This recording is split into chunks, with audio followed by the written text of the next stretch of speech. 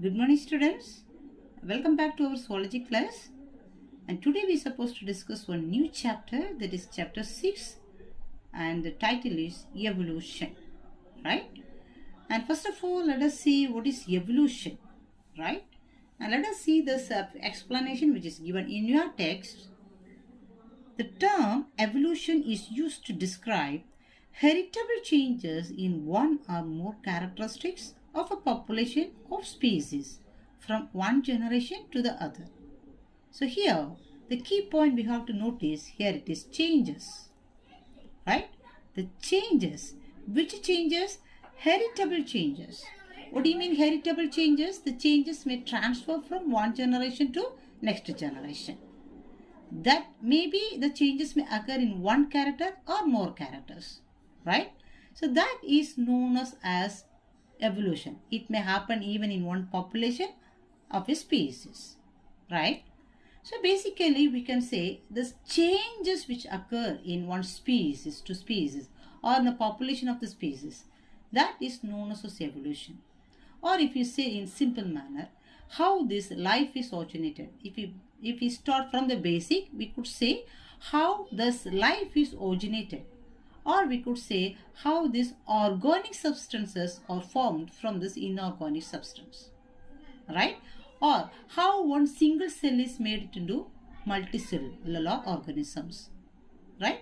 So these things only we are going to learn under this title as evolution, right? How the life is created or originated. Fine? Okay. So this evolution they have divided as three types. That is chemical evolution, organic evolution, as well as social or cultural evolution. So evolution, the changes may happen in the chemicals. In the chemical level it may happen, or it may happen in this organic level, in this cells or organs level it may happen. Organic level it may occur, or we can say it may happen in the social or cultural evolution also. So the evolution or changes may happen in the culture or in the social activities also, right? So here mostly we are going to see regarding this chemical changes. Fine. And first of all, let us see here how the preform, the primitive earth, how it was, right? So let us see. Radiometric dating of meteorites yields an estimated age for the solar system and for Earth as around 4.5 to 4.6 billion years. So the age of this Earth is 4.5 to 4.6 billion years, which is determined by this radiometric dating method. So radiometric dating is one of the methods to calculate the age of this any substances, whatever maybe it is, even if it is living substance or non-living substance. For example, this radiometric method only they use to calculate the age of these fossils or rocks and whatever may be, right? So as per this method, they calculated the age of this earth, right? That is 4.5 to 4.6 billion years, right? Okay. Then the first, when this earth is originated, the earth at first it was too hot, okay? And moreover here they mention this newborn earth was inhospitable for at least few hundred million years. For few hundred million years, the earth was not organized or arranged like like a ocean, like a seashore region, or like a paddy fields or agriculture lands. In such a manner, it was not arranged. It was not organized. So that's what they mentioned about. It was remain inhospitable. Okay, so it was somewhat not arranged manner, right? Okay. And they said it was too hard. This is because the collisions of this planetesimals that collapsed to form Earth released much heat to melt this entire planets. So the planets used to move around and it used to attach each other. I mean this dash each other, right? So during this process it is producing this lot of heat. So it started to melt this entire planet, right? But eventually when it started to melt, so that's what they said, in the earth, in the center, there is this core is there. This is too hot, right? But eventually, by the same time, outer surface started to cool, and it is became solidified to form a crust. So the outer surface of this earth is known as a crust, and it is allowed to survive these animals. I mean living things, right? So because it is cooled, so that outer surface is known as crust, right? Water vapor released from this planet's interior cooled and condensed to form ocean. So interior side of this planets or earth, it started to release this water, the water vapor, right? And finally it is cooled and condensed together and it is formed as an ocean. Okay, hence origin of life can be reconstructed using indirect evidences, right? So they started to give this indirect evidences to prove this origin of this life, right? Consequently, biologists have turned to gather disparate bits of information and filling them together like pieces of jigsaw puzzle. So this biologists have started to collect this information, whatever they got everywhere, everything they received, and they started to match each other, and they started to resemble each other. Every work they have done, it is just like this, the puzzles which we will collect these pieces and we used to join together to make one figure, right? Likewise, right? Many theories have been proposed to explain the origin of life, and few have been discussed in our chapter. So many biologists have started to research regarding this origin of this life, how it may be, right? Okay. So a lot of biologists has given this lot of theories, and in our chapter few theories suggestions as given by the biologists or evolutionists regarding this origin of this life, right? And let us go on this theories what is given by our biologists. Fine. So origin of life, evolution of life form, how this life is originated, right? Okay. So the first theory is theory of special creation. Theory of special creation states that life was created by a supernatural power respectfully referred to as God. According to Hinduism, Lord Brahma created the earth. Christianity, Islam, and most religions believe that God created this universe, the plants and the animals. Got it? So theory of special creation says, so this earth or this universe is created by the supernatural power, and respectfully we have given this word, the supernatural power as a God. So if you go as the base of this Hinduism, they may see this as the God as is, Brahma. The Brahma has created this earth. But as per the Christianity, we could say this God has created this earth. And as per the Islam, so if you go every, religious people say in their views according to their, studies. Fine. Okay, that is related to this theory of special creation, the supernatural power or the God has created this earth, right?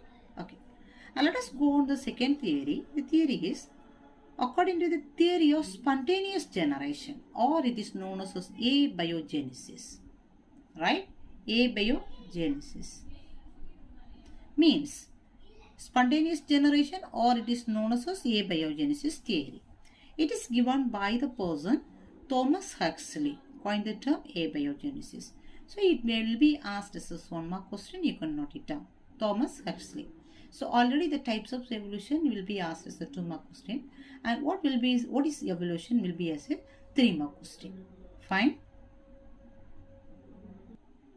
So according to this theory, living organisms are originated from this non-living materials and occur through the stepwise chemical as well as molecular evolution over millions of years. So this theory says, and living substances, living organisms are originated from non-living materials, and it is going for a lot of this molecular evolution. In this molecules level or in the chemical level, there is stepwise, there is lot of changes occur, and finally these living things will be created. Have we got? So the living things are created from the non-living substances. Okay, and these living, non-living substances go for so many chemical as well as molecular changes, evolutions or changes, and finally it becomes as living substance, right? So this is stated by this person Thomas Huxley, right? And let us go on to the next theory that is known as Big Bang theory. Big Bang means explosion. Okay, explains this origin of universe as a singular huge explosion in physical terms. Physically, one huge explosion has happened. So because of this explosion, this universe is created. This, right? There is Big Bang theory.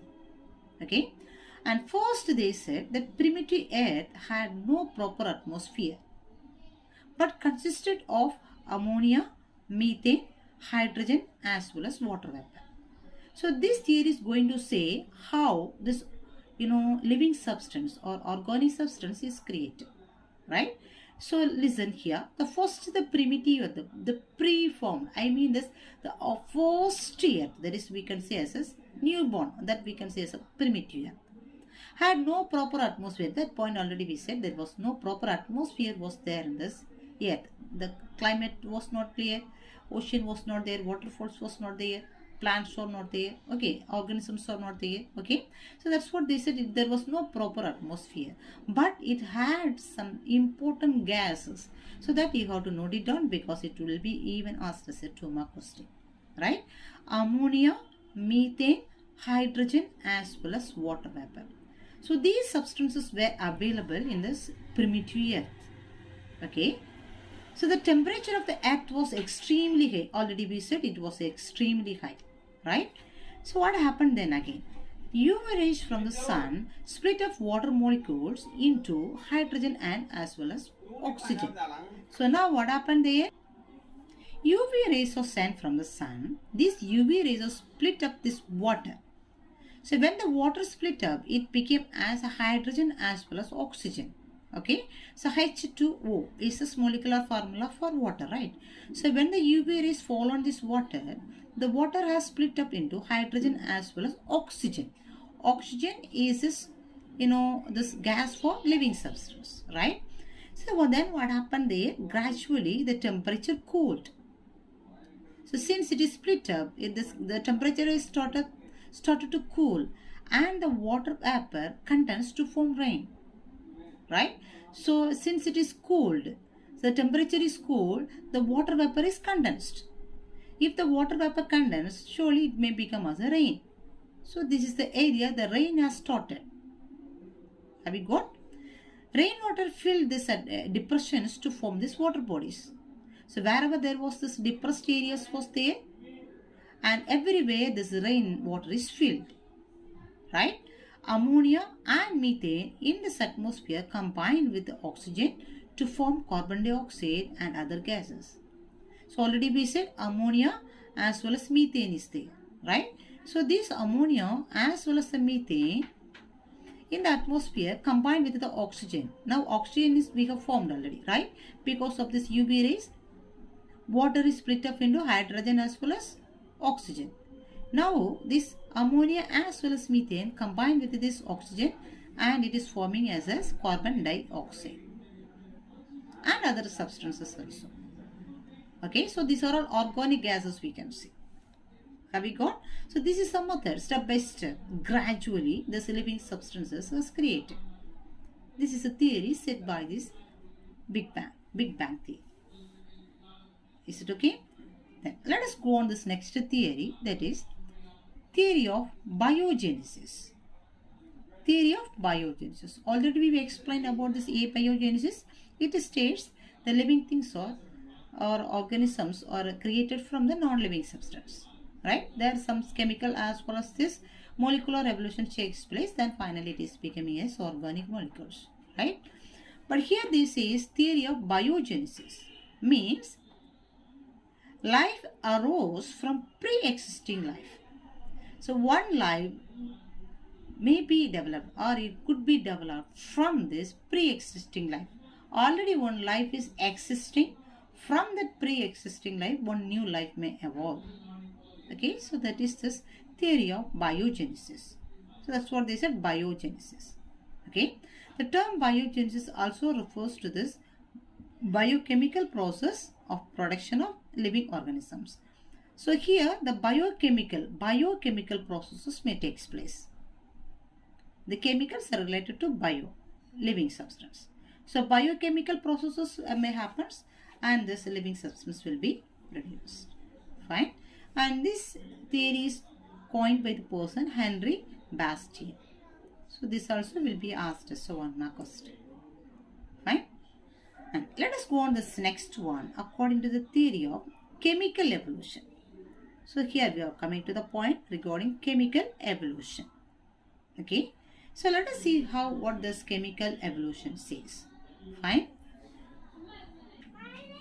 So let us go on theory of chemical evolution. So this theory says the primitive organisms means, what do you mean? Primitive organisms means the first organisms, the organisms which is formed as first in the beginning. So that we can see as primitive organisms. So these primitive organisms are formed from inorganic substances and lightning, then UV radiation as well as volcanic eruption, etc. Right? So, and primitive organisms, it is a living organisms, right? So these living organisms are created from these inorganic substances as well as physical activities such as lightning, UV radiation, volcanic events, etc. Spontaneously this. So these organisms are evolved from this. Okay, and this is explained. This is the concept of theory of chemical evolution, and this concept is explained by two persons. So one person is known as Oparin in the year 1924. Oparin concept. Okay, so the concept of Oparin is the organic compound, right? So the organic compound is going for a series of reactions. How the organic compound is formed? This organic compound is formed from these inorganic substances as well as from these physical activities, right? So from this inorganic substance, organic compound is formed, right? And this organic compound is going for some series of reactions. The reactions, it is not mentioned there, but they said of course it go for some series of reactions, right? And when it go for series of reactions, it is forming as complex molecules. This is organic compounds.